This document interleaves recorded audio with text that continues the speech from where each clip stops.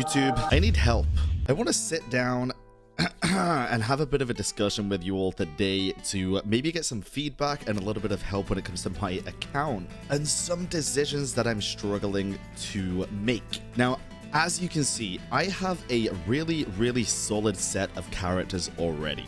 My current main team consists of Arataki Ito, Goro, Zhongli, and Bennett. And we have a pretty solid second team as well, switching out Eula and Ganyu. I also have a Shenhe. We now have a Kokomi, a Diona. We have a solid group of characters. But there's a couple of things that have been bothering me for a while that I want to discuss today and maybe finally make a decision that could change my account forever. Now, I'm going to go through a few of my stats on each character that I basically have leveled up and show you the characters that I already have as well. One of the biggest things that I keep hearing at the moment is, Bran, you need to pull for Ryden Shogun. You should pull for Ryden. If you don't pull for Ryden Shogun, the world is gonna burn down around you. You're gonna regret it forever. But I do have something to say to the people saying that to me. As much as I would absolutely love to have Ryden Shogun and every single 5-star character in the game for that matter, I don't pull for the meta. And contrary to what a lot of people believe, I honestly don't pull for every single 5-star character. I skip for Albedo, I've currently skipped for Ryden as well so far, and there's a good reason for it. Number one, it's not because I don't like the character. I actually love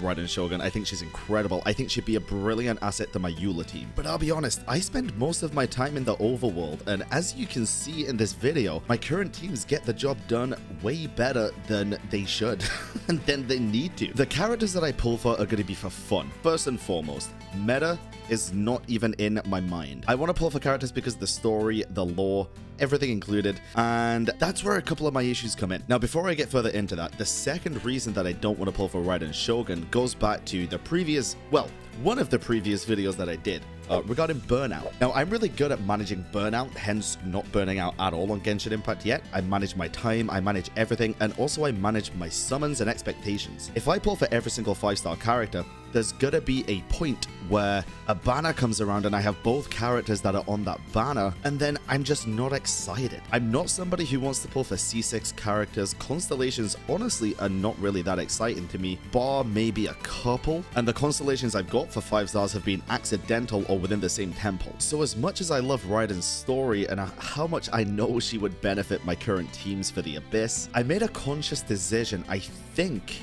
to not pull for her so that I can get that spark and that excitement for the next time that I know she's going to appear on a banner, whether it's in 6 months time, 12 months time, or even longer. I know for a fact when she comes back, I'm going to be hyped and likely pull for her then. I'm curious to know what you think about that and whether or not you think it'd be a mistake for me to skip Ryden Shogun, but I think this next point might explain a little bit more as to why. So as we all know, 2.6 is right around the corner. I'm hoping that the live stream is going to be this Friday. If it is, we'll be reacting to it on stream. If not, we'll probably still react to it on stream, but we'll see when. Now, I have high hopes for two things for 2.6, not just the chasm, other things as well. Obviously, Ayato. I think everybody is expecting Ayato to be in 2.6, and from what I know from the teaser art and the fact that he's likely, I mean, it looks like he's going to be either a polearm user or a sword user. I honestly don't know yet, but I'm excited either way. He looks like a character that I'd love to pull for. I would love to have a main DPS Hydro sword or just that main DPS Hydro character. I missed out on Child. It'd be really cool to have. Now, I'm also, and this might be, I might hate myself for this, I set my hopes so high that Kazuha is going to get a rerun in 2.6. I really hope he does, and if he does, I will also be pulling for Kazuha. The two characters that I would love to have at the minute is Kazuha and Ayato, more so than Ryden Shogun, personally. And I don't know if my teams would benefit more from those two characters, but I know they both would probably be a lot more fun to me. Kazuha, 100%, and I love Kazuha's story. He has slowly become, throughout starting Genshin Impact to finishing the main story so far, my favorite character in the entire game. I think he's wonderful. I just love him. His combat's also incredibly fun and is one of the few characters where constellations actually do seem to make him more interesting and more fun to play, in my opinion. So I'm thinking of pulling for those two instead of Ryden Shogun. First of all, again, so that I don't ruin my excitement for the future banners. Second of all, because, well, money.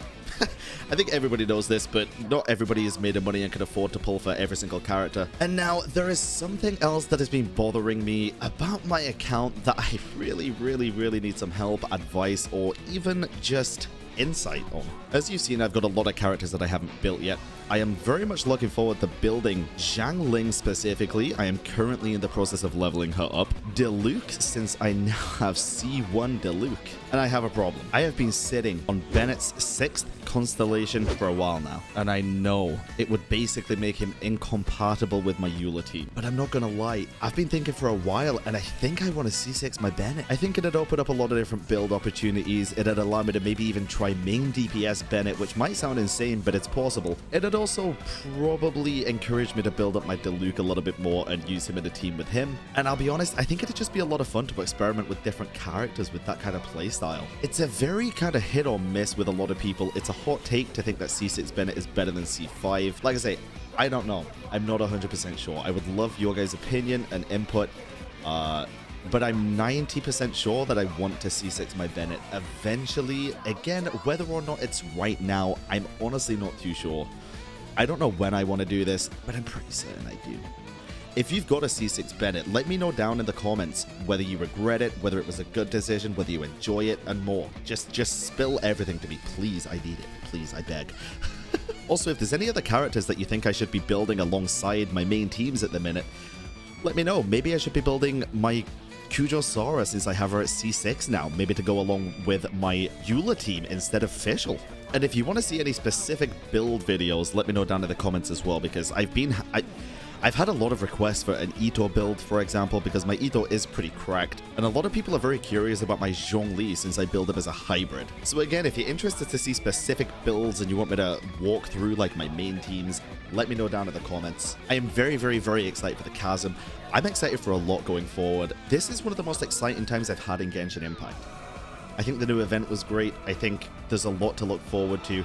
My account right now is in a place where I am extremely, extremely happy with, and with a little bit more time investment and energy, I can likely start attempting serious 36-star abysses in the future. Although I have a lot to say about the abyss, and I think it should be changed in a couple of different ways, I'm not going to get into that right now because I'd be here for another 10 minutes. But I do want to say thank you all for watching the video. If you want to come hang out with us live on Twitch, it'd mean a lot. A lot of you already have, and it's really fun to chill with you on a daily basis. Links in the description below. And if you have any questions for me, the comment section is free reign. Thank you very much for watching.